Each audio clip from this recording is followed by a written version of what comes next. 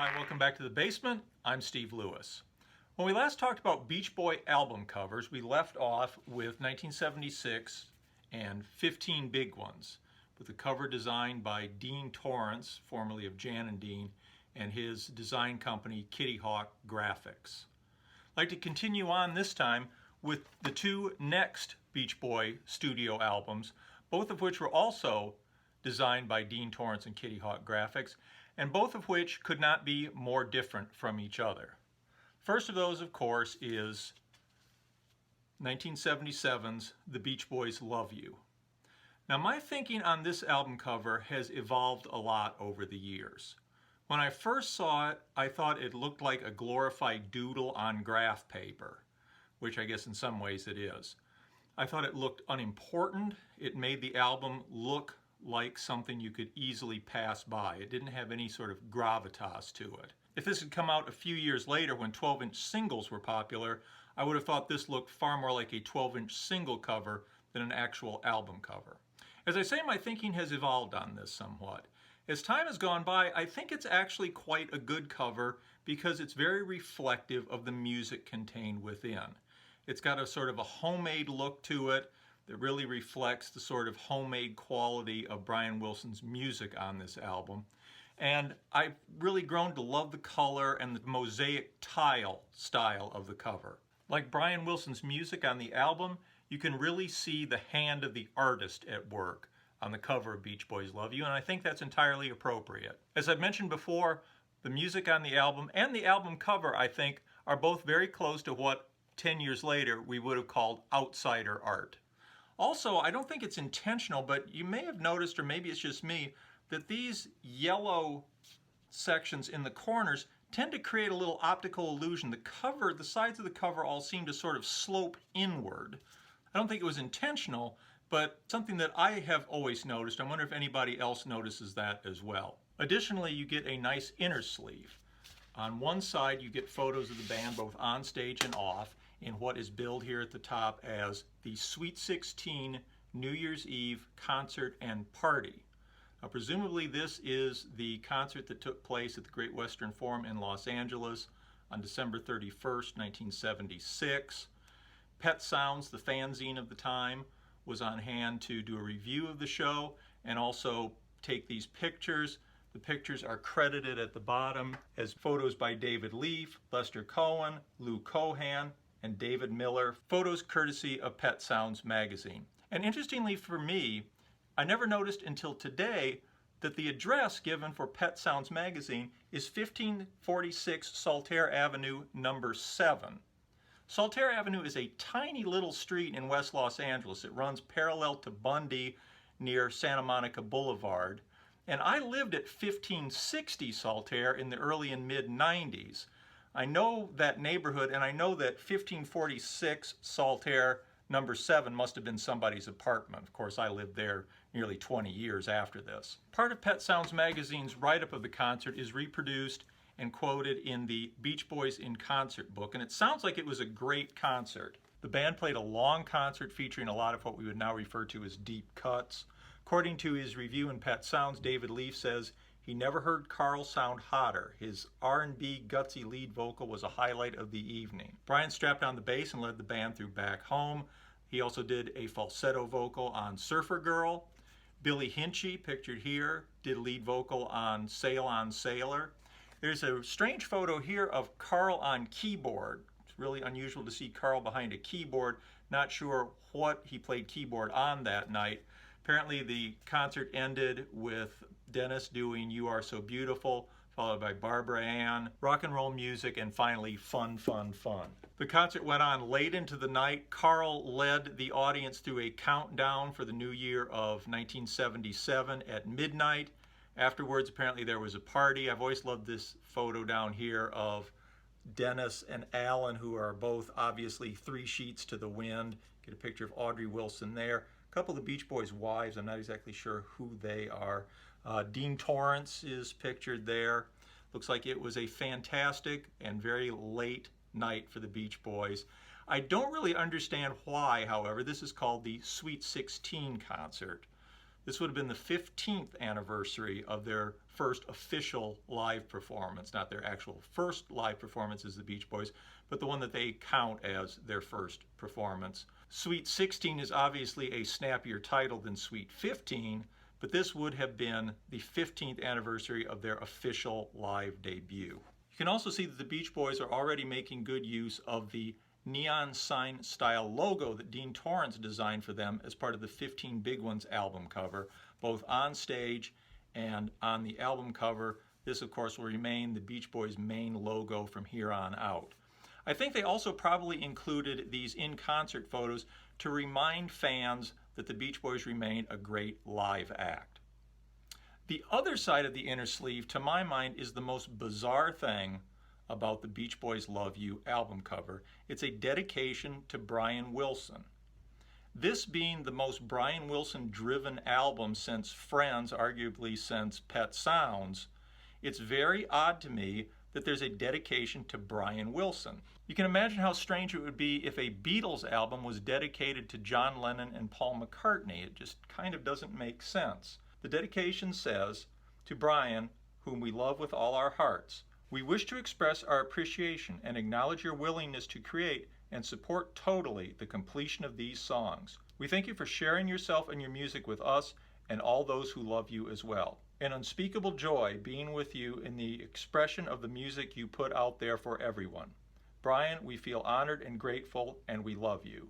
Carl, Dennis, Michael, and Alan." Maybe under the circumstances of Brian's return, this is simply a heartfelt appreciation. But it seems to me that with this being so much Brian's album, the dedication should have been Brian's to give. It almost seems to me that maybe some of the band members were sort of reasserting themselves a little bit and reminding us that the Beach Boys are a group to which Brian contributes. Not sure about that. Let me know what you think. The dedication here has always seemed kind of out of place on an album that is so much a Brian Wilson album.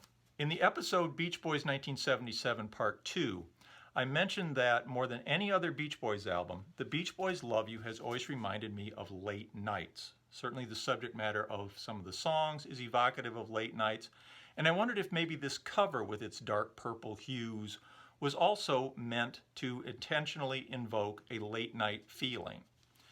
Having studied the back cover photo a little harder, a photo from a session that the Beach Boys did with renowned rock photographer Guy Webster, it appears to me that the background of this photo has been replaced with a dark beach background, and I think you can even vaguely make out somebody walking with a surfboard back here. The original version of this photo seems to appear as the inner cover of the Byron Priest Beach Boys biography book. You can see here the background cover is palm fronds.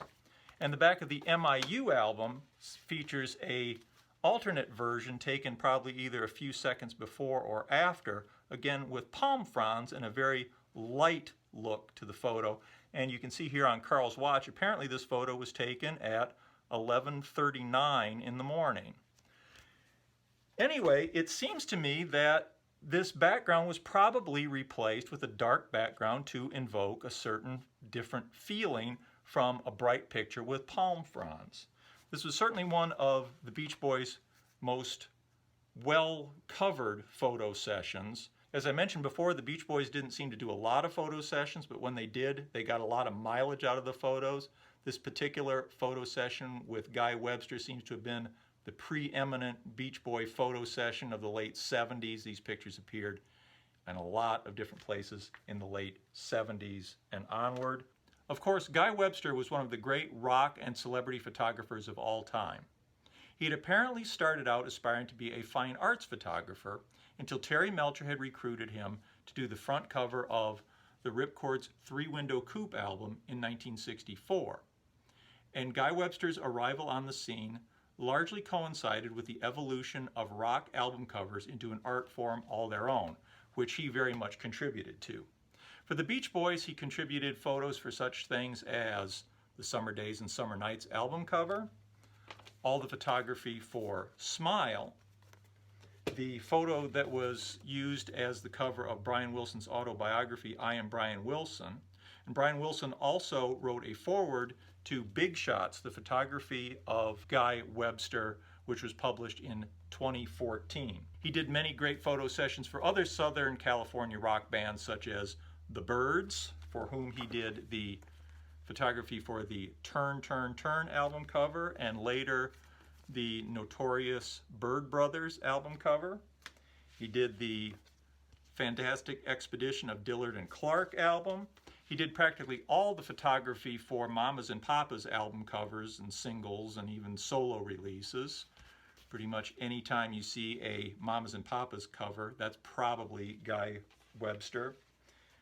The first Doors album, The Doors' Waiting for the Sun, Tim Buckley's Goodbye and Hello, Captain Beefheart, Safe as Milk, Da Capo by Love, Wildflowers by Judy Collins, The Marble Index by Nico, the photo that became the cover of the Turtles' Greatest Hits, the original UK version of the Aftermath cover by the Rolling Stones. That photo, of course, was reused as part of the Flowers cover in the US. The photo session that produced Big Hits, High Tide, and Greengrass for the Rolling Stones, which I always assumed had been shot in or around London, and the cover of Simon & Garfunkel's Sounds of Silence, which I always assumed had been shot in or around New York.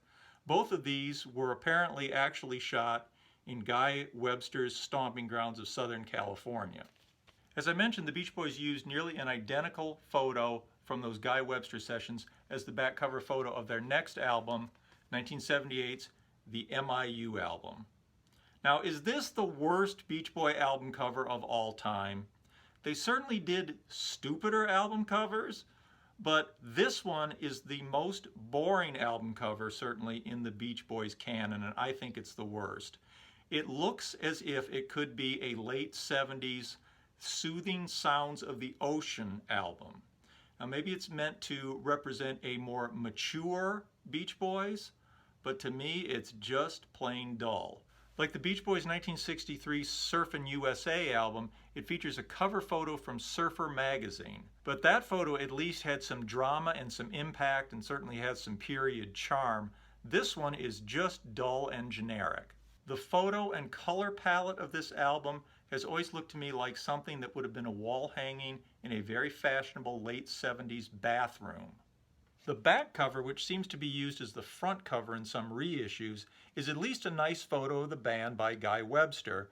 But again, this is almost the same photo that was used on the back cover of Beach Boys' Love You a year earlier, so it's not all that exciting either. You get some track listings here, a few credits. You get the logo from Maharishi International University in Fairfield, Iowa, where the thing was recorded. Go Kangaroos. Inside, you get an inner sleeve, again with the Maharishi International University logo as sort of a watermark in the background. You do get some very nice liner notes. Always like to see liner notes inside an album cover. And for only the second time ever on a Beach Boy album, you get the lyrics reprinted. The other album that did that, of course, was Surf's Up in 1971. Of course, those lyrics were a lot more interesting than the lyrics to the songs on the M.I.U. album, but you do get the lyrics. So I at least appreciate getting some information in here. I don't really have much more to say about the M.I.U. album cover. It's a very dull album cover for a very dull Beach Boys album. Hope you found this interesting. Please let me know what you think. If anybody has a dissenting opinion, I always love to hear that too. Maybe you can turn me around on the M.I.U. cover or something. Thanks for watching. Really appreciate it. Please comment. Always love to hear your comments. Please like and subscribe. We'll see you next week. Thanks for watching. Bye.